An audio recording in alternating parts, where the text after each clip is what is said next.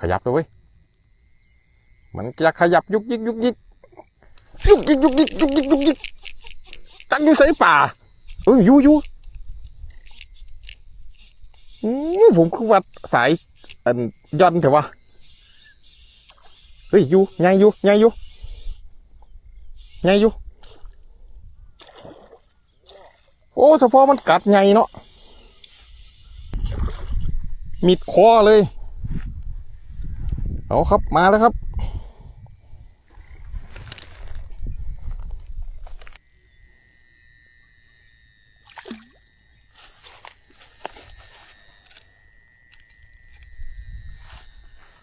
โก้